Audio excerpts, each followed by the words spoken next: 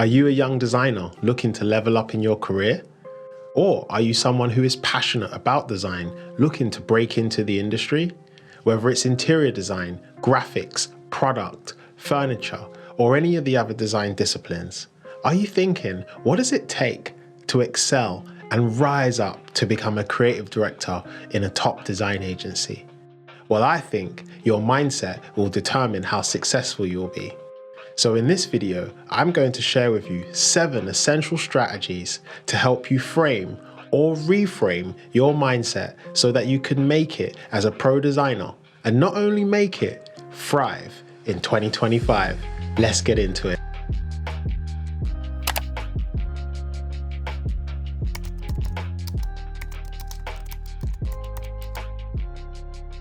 What's up, guys? Welcome back to the channel.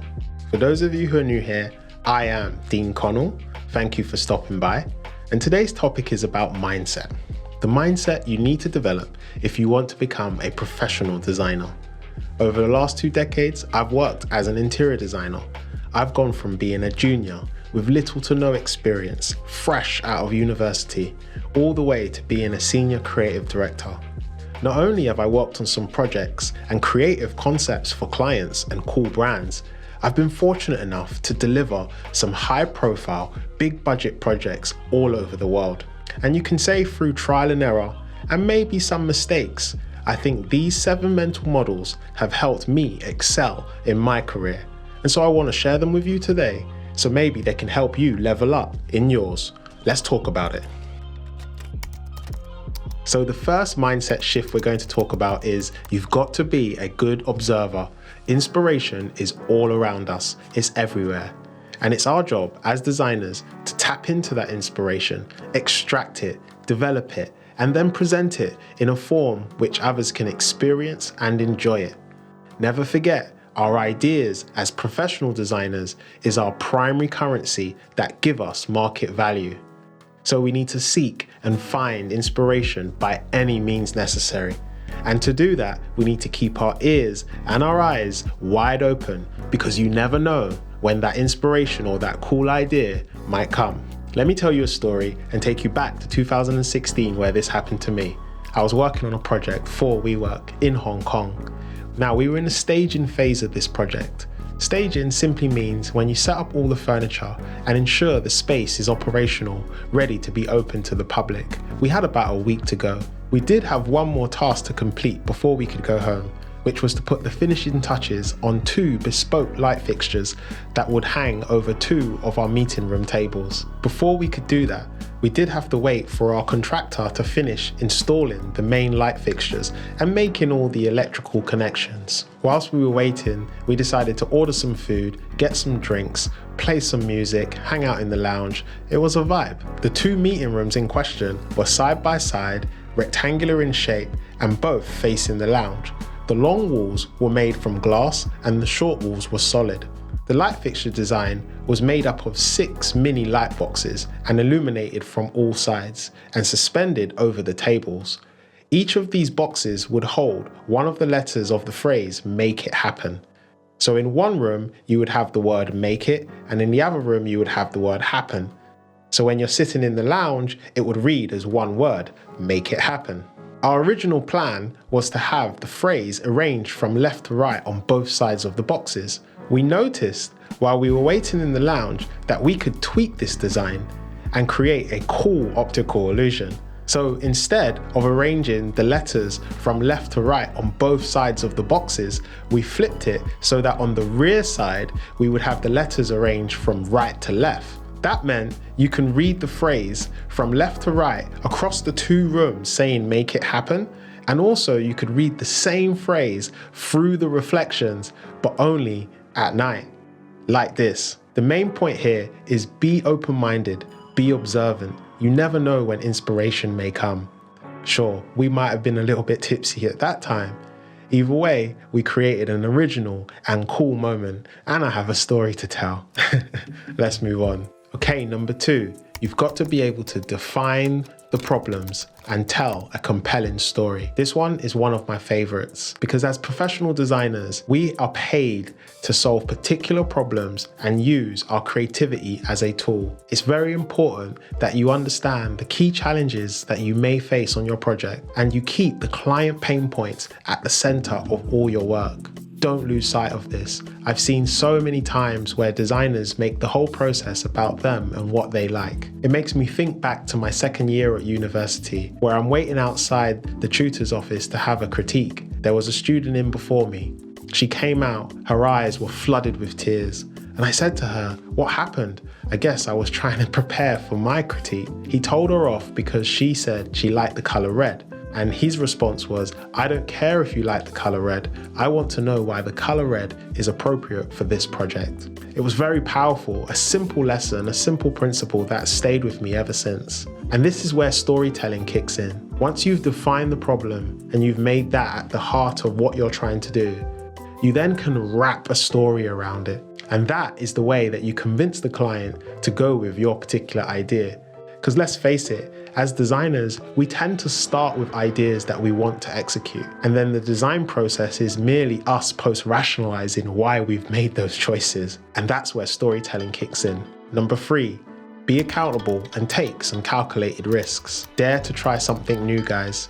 It's just design, it's not heart surgery. Put your neck on the line and take responsibility for your work. Playing it safe is not only boring, it's not going to push you to be better.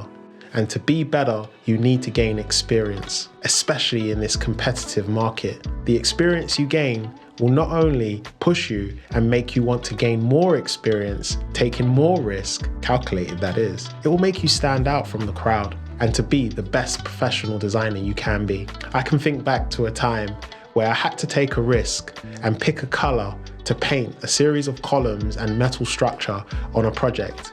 This was the Weihai Lu project in Shanghai. This is what it looked like originally, and this is what we turned it into. We were going back and forth on different colors, and we were thinking, how about we just leave it the color gray? And my thought was, let's actually take the risk and just go for it and see what happens. So anyway, be accountable and it will be okay. Let's move on. Number 4, accept the risk of failure. When it comes to your design ideas, most of the time, it's not actually failure. It's simply a matter of what's appropriate for your particular project. The ideas on paper sometimes just don't translate well in reality. An example of this I could share is from a project I worked on in India a few years back. We created a balustrade design that we hoped would be the feature in a 5-story atrium. It was a motif pattern that we thought represented well the local culture, would diffuse light into the space, and add some artistic flair into the whole interior. We developed this concept for months. We visualized it, and we were feeling really excited by it. And then when it came to the prototyping phase and we saw the samples in real life, we had to pivot hard. It just wasn't cutting it. The materials felt cheap. It didn't really look like what we had visualized on paper. And it felt a little bit too repetitive. So we canned the idea completely and we started afresh. The point here is sometimes you're going to have to let go of something that you've worked on, and it could be for months. In the end, we came up with a completely new solution that worked out just fine. We were willing to let go of an idea and move on. Number 5, be okay with change, embrace uncertainty. Everything moves, nothing rests. This is a universal law of nature. Change is the vibration of growth. So if you find yourself in a design agency and you feel as though it's time to make a change, I say go with the flow. You never know, this may be your chance to level up in your career. This happened to me in 2012. I was with this design agency for 3 years. It was comfortable, the culture was good, the people were nice, and the clients were great. I went from being a junior to a middleweight. But I had this urge that I was ready to become a senior. So when the end of year performance reviews came, I was ready to argue my case, and I was expecting that I would get that promotion and a small pay bump. In the end, they said to me that they thought I wasn't ready and that maybe next year, I could have the opportunity. I was shocked, flabbergasted. I left the meeting and I said, F this. And I went online, started applying for all different kinds of senior jobs. So at the beginning of 2013, I joined a smaller agency that had less high-profile clients, but I was able to manage a small team and I got the title of being a senior. Not to mention, I got a little pay bump, which was great. In the end, I was working there, I was enjoying my time, but after about 3 months, I realized that it wasn't quite right. The culture wasn't quite right. And after 5 months, I actually left for a different opportunity. This time, this opportunity took me all over the world and opened the door to creative direction. So the point here is, I embraced the uncertainty. I got it wrong initially, but then the next step was exactly what I needed. So when you get that feeling, that urge, you've got to trust yourself. It's your soul telling you that it's time to move. Just embrace the uncertainty and do it with faith.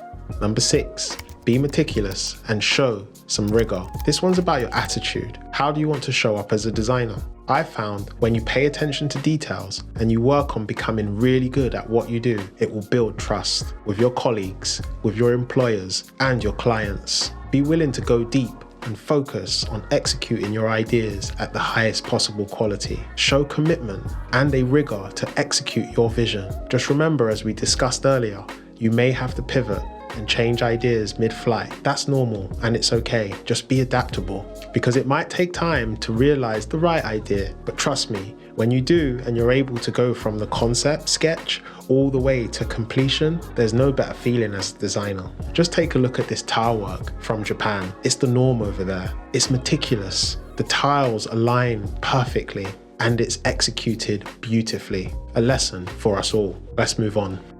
And finally, number 7, share your ideas freely and don't be precious. This one took me a while to learn. Do you remember being at school and during a test you would cover your work with your arm to prevent your classmates from copying? Well, I found that same mentality exists in the design world, where so many creatives will take an age to reveal their idea and then get frustrated and defensive when it faces criticism. Even though that's normal and how great ideas get refined, trust me, I've been there. But the more experienced I've got, I've learned that ideas are freely available to us all. They're abundant and everywhere. And it's up to us as professional designers to systematically tap into that creative reservoir and translate the energy into workable ideas, workable products and experiences. The more ideas you churn through, the more ideas will come back to you. The ultimate creative flywheel. And there you have it, guys, my 7 essential principles to help you develop a pro designer mindset in 2025. Let me know in the comments which one resonates the most with you. Have I missed any? I'd love to hear from you. Like, subscribe to the channel, and I'll catch you guys on the next one. Peace. All right. Okay, so I'm back. This is another post-credit scene. I'm having some fun with this.